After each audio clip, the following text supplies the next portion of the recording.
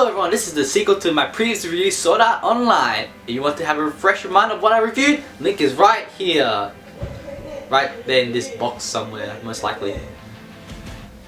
But anyway, I asked the question, can an improved storyline and improved characters redeem this series? I'm Newin, welcome to another edition of Newin Anime Review, and this one, Sword Art Online 2.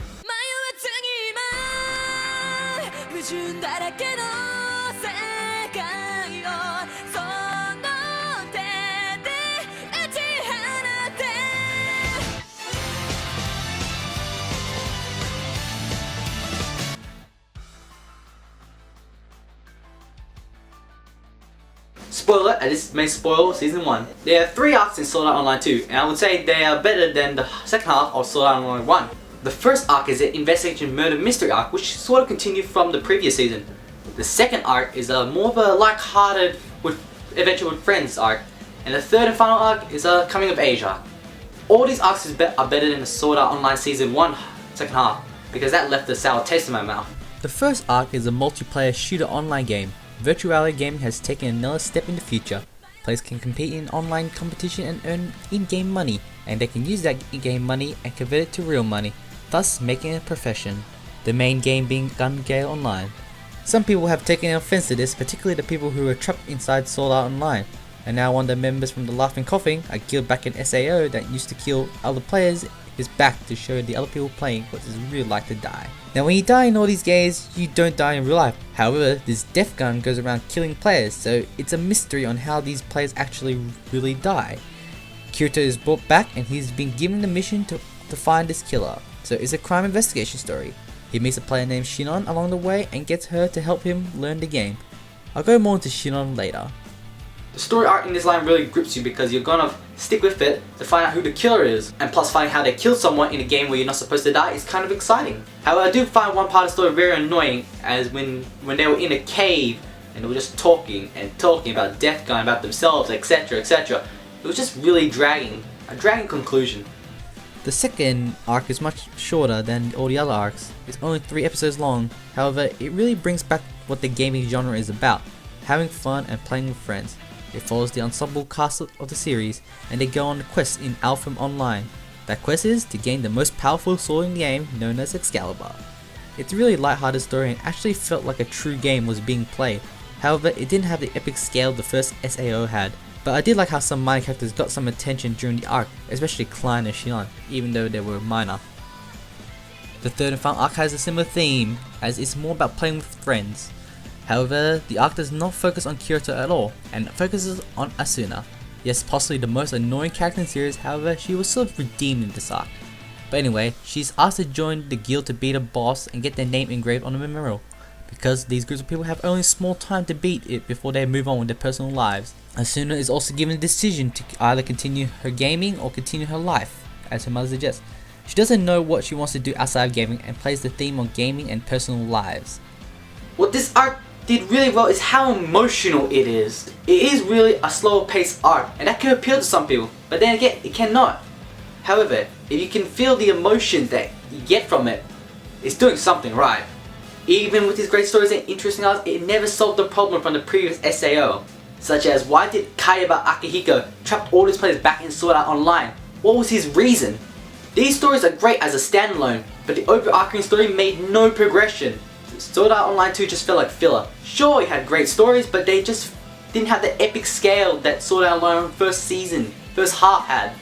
And just to slap in the face, they tease something about Kayaba Akihiko at the very end and cut it abruptly.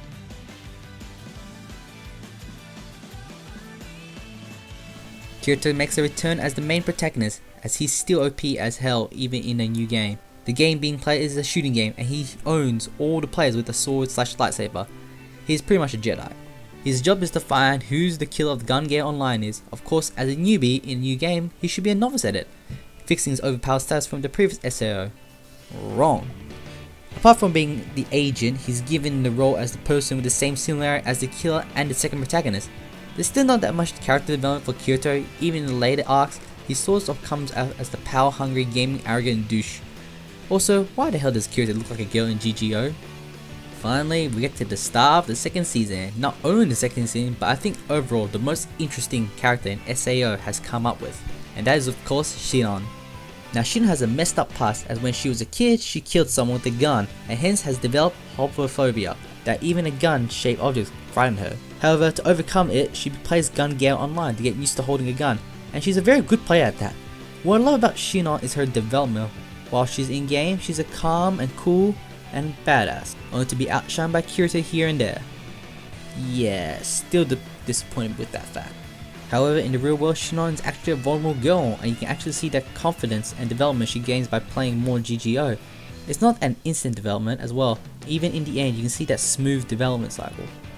Asuna takes the role as the main protagonist for the third arc of the series, and I would say she is slightly redeemed in the Mother Rosario arc. She's much more enthusiastic about her new friends as she makes during the arc and learns a lot about them, which becomes the journey of self-discovery. She still starts off as a whiny brat, but during the arc she becomes to find out what she wants to be as she grows up. Yuki is the other protagonist of the Mother Rosario arc. While in game she's a very happy, lucky player, but outside she has a rather dark side, and because of that side she helps Asuna make a decision on her becoming of age story. She's also the only player to have beaten Kirito in a duel as well, to somewhat prove that he's not the most overpowered character.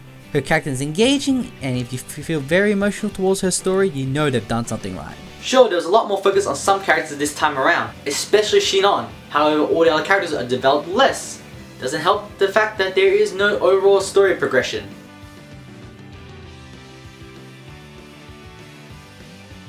The animation style is really the same from the first Sword Art Online. What it does really well is the dark, eerie, urban atmosphere in Gun Gale Online. It really suits the setting and makes the world feel more alive. The art style for ALO is still very bright to suit the gaming world, and the action scenes are still great, as they were back in the first season. Little details are back, such as in-game HUD and effects, make it more like a real game. The sounds really top notch as well, with bullet sounds really matching when they are shooting and their gun counterparts. Plus Kirito's sword in GGO really sounds like a lightsaber. Each soundtrack for each arc really suits its style and theme. The opening soundtracks for both arcs of Sword Art Online, not as good as the first season I would say, but they're good, but not that good.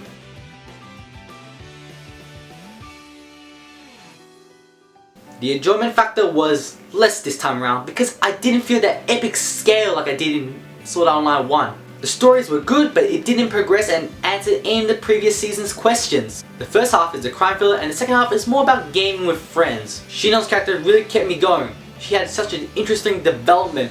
Not to say that the other characters were bad, but they just weren't as interesting as Sinon. The second half made me feel emotional, but it's not the most emotional thing I've seen in anime.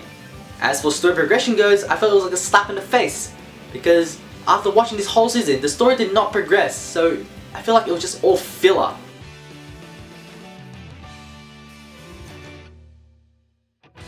I'm going to do something different about my review this time around. For the story, I'm going to give it a 6, as I believe the stories were good, but they didn't have the huge dramatic scale feel from the first season, and plus not progressing or answering any questions from the season before. For the art and sound, I give them both an 8 because I reckon it's the same quality art style we got from the previous season, hence there wasn't really any major improvement. It's still very good to look at. For characters, I'm giving it an 8, literally because Sinon carried that first half, and Yuki being an interesting character as well. Asuna got some minor attention and development, and same goes for Kirito, but they weren't developed as much or as interesting as their co-stars. And for my own personal enjoyment, I give it a 6, as I didn't really enjoy the second season as much because it didn't really keep me on my feet with the epic high stakes death game, and plus watching it all made me feel like cheated because it felt like filler. So after rounding all that up, I give Sword Art Online 2 a 7 out of 10. I recommend only watching it if you've watched the first season of Sword Art Online and want to see more of that universe. Just don't expect too much change for the better from the previous season. It doesn't blow me away. Well, that's it for this edition of Newin Anime Review. Like always, if you want to read the written review, the link is down below, straight in the description, straight to my anime list. And if you enjoyed the video, give it a thumbs up. If you don't, give it a thumbs down. If you can't be bothered, go watch another video. And with that all said and done, well, I wish the nerf gear was still real, only with that logout button. Sayonara.